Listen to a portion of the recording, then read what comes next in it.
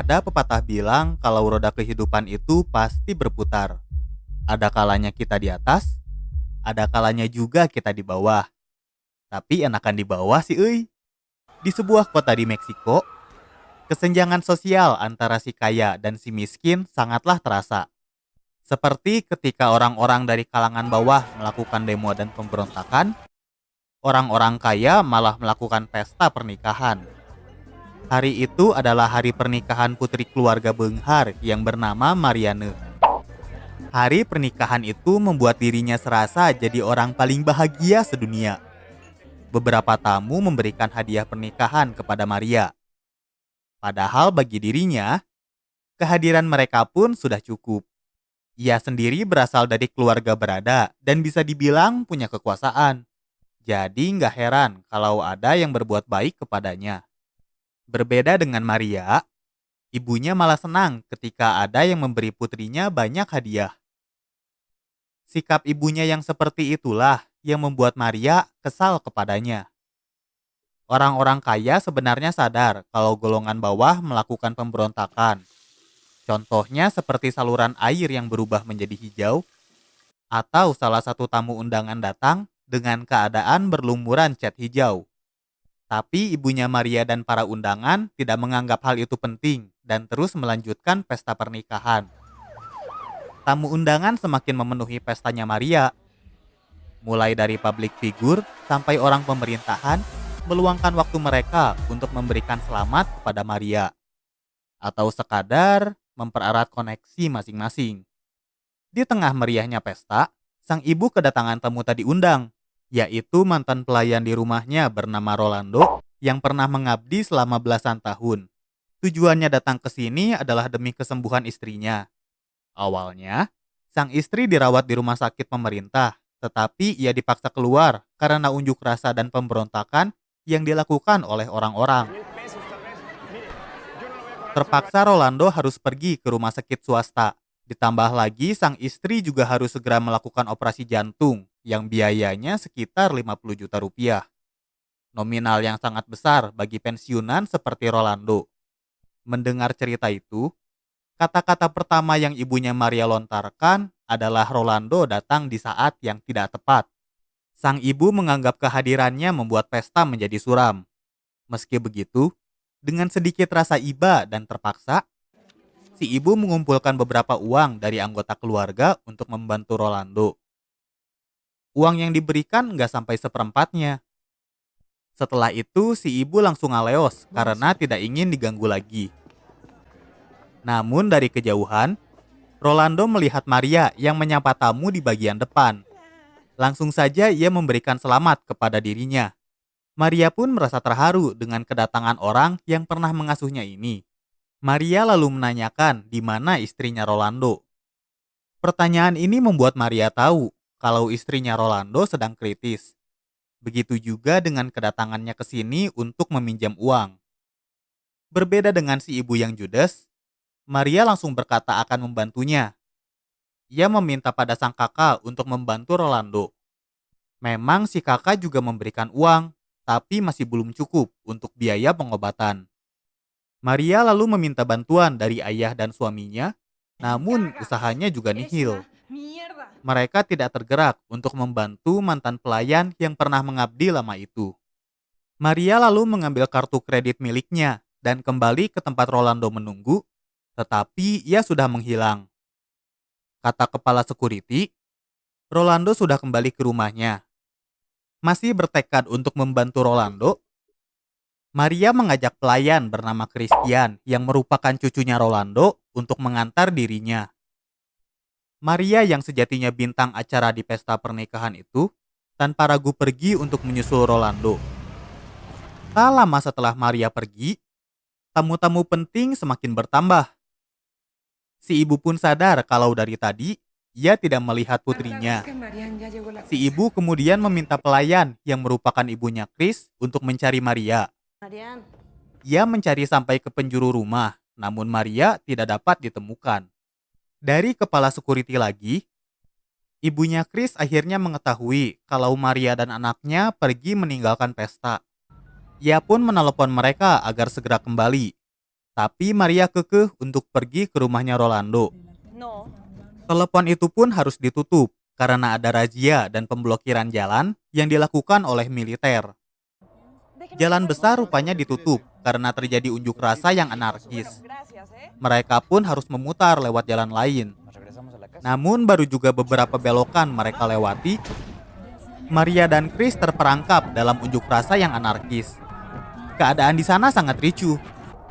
Selain banyak yang menghalangi jalan, penjarahan juga merupakan pemandangan yang umum. Kericuhan rupanya tidak hanya terjadi di jalanan saja. Pesta pernikahannya Maria juga kedatangan tamu yang tak mereka harapkan, yaitu para pemberontak yang menyebabkan unjuk rasa karena kesenjangan sosial. Dengan angkuhnya, ayahnya Maria memanggil kepala security untuk mengusir mereka. Tetapi ada satu hal yang si ayah tidak ketahui. Yang mengizinkan para pemberontak masuk adalah si kepala security. Dirinya yang sama-sama berasal dari golongan bawah juga sama muaknya dengan para pemberontak, sehingga mereka berkomplot. Orang-orang kaya dibuat tak berdaya. Semua barang mereka diambil oleh para pemberontak dan para pelayan. Ibunya Maria pun menjadi korban atas insiden ini. Kembali pada Maria dan Chris, setelah melewati neraka unjuk rasa, mereka tiba di rumahnya Rolando. Maria segera mendatangi istrinya Rolando dan berjanji untuk membantu dirinya untuk segera pergi ke rumah sakit. Namun keadaan di luar berkata lain. Situasi yang semakin ricuh membuat mereka terjebak. Ditambah lagi alat komunikasi juga tidak berfungsi, sehingga Maria tidak bisa menelepon rumahnya. Malam itu Maria habiskan dengan diiringi teriakan para pemberontak.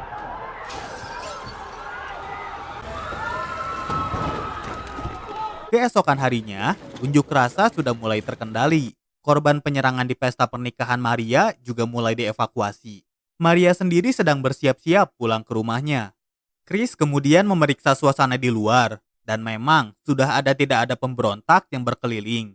Yang ia temui adalah tentara militer yang sedang melakukan patroli.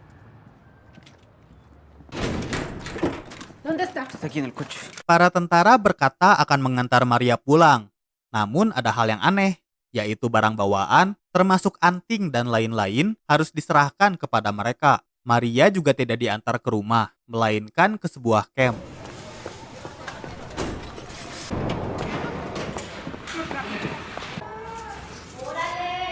Rupanya ia diculik dan dijadikan sandera oleh oknum militer. Para sandera di sana adalah orang kaya yang menjadi korban pemberontakan kemarin. Lantaran Maria tidak kunjung pulang ke rumah, keluarganya Maria juga tidak tinggal diam. Suami dan kakaknya Maria meminta bantuan militer untuk mencari Maria. Ayahnya yang selamat dari tembakan kemarin juga akan menyerahkan segalanya asalkan putrinya bisa kembali dengan selamat. Sementara itu, kehidupan di rumah Rolando juga sama buruknya. Meski ia memiliki kartu kredit Maria untuk membawa istrinya ke rumah sakit, Rolando tidak diperbolehkan lewat oleh militer. Meskipun ia berulang kali memohon, bahkan berdebat pun, itu tidak ada gunanya. Ketika malam hari tiba, Rolando kembali mencoba nego dengan militer yang berjaga. Namun mereka sama sekali tidak ada niatan untuk membantu masyarakat. Rolando tewas pada malam itu. Begitu juga dengan istrinya yang tak kunjung mendapatkan perawatan. Kembali ke tempat penculikan, seperti kebanyakan penculik yang budiman, para sandera diberi kesempatan untuk mandi.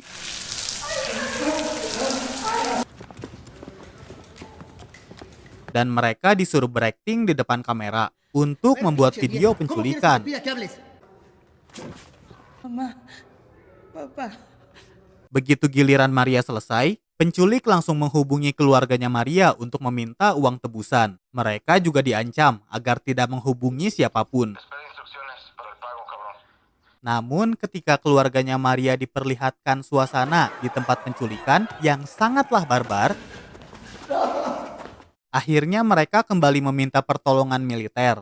Kemudian, Sebenarnya di dalam internalnya para penculik, beberapa perselisihan juga sering terjadi, khususnya masalah uang tebusan. Oknum tentara yang menculik Maria menganggap uang tebusannya terlalu sedikit. Mereka lalu mendatangi tempat Chris berada dan meminta uang tebusan tambahan. Tenemos secuestrada a Marian. Lebih tepatnya supaya Chris meminta tebusan tambahan kepada keluarganya Maria. Keesokan harinya, masyarakat yang sudah terdata dan memiliki tanda pengenal yang dikalungkan diperbolehkan keluar rumah serta melakukan aktivitas seperti biasanya. Chris dan ibunya pun kembali bekerja ke rumah Maria. Sayangnya kedatangan Chris ke sini adalah untuk membawa berita tidak menyenangkan. Uang tebusan yang kali ini diminta jumlahnya 10 kali lipat dari uang tebusan semula.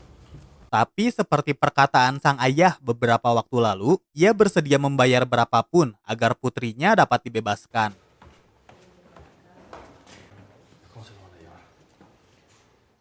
Berhubung penjagaan di jalan sangatlah ketat, mereka harus cerdik dalam menyembunyikan uang tebusan, yaitu disembunyikan di dalam tempat yang tidak mungkin dikodok oleh para penjaga.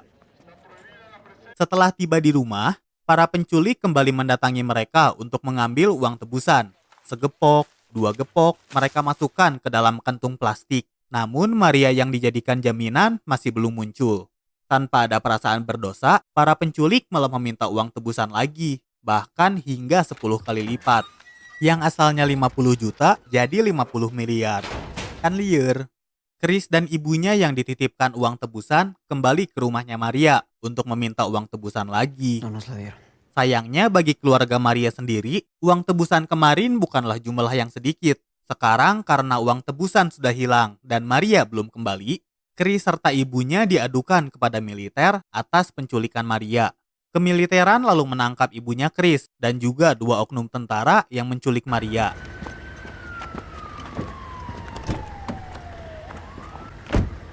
Para oknum penculik ini dihukum mati.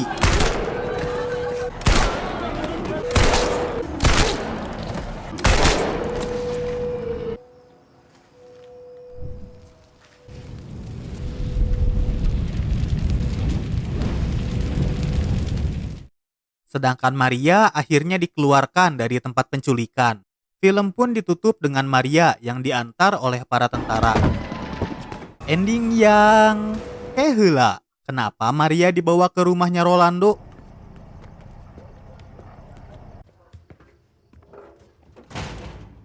Sudah ada Chris yang menunggu di dalam rumah itu. Begitu juga dengan suara tembakan.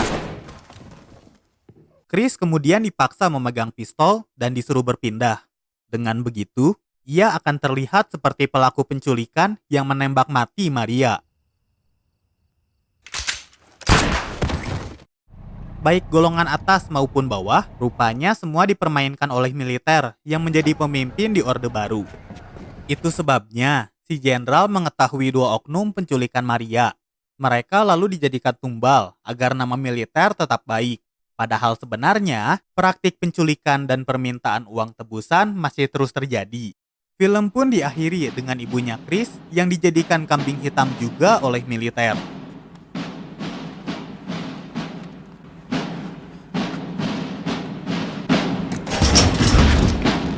Tamat, ending yang pencitraan. Film ini sih ya kalau buat Otong, jadi pengingat bagi kalangan atas, supaya nggak semena-mena, karena kalau rakyat bertindak, semuanya bisa terjadi. Tapi rakyat juga harus waspada, jangan sampai ditunggangi oleh pihak lain. Ingat, kejahatan bukan terjadi karena ada kesempatan, tetapi juga ada duitnya.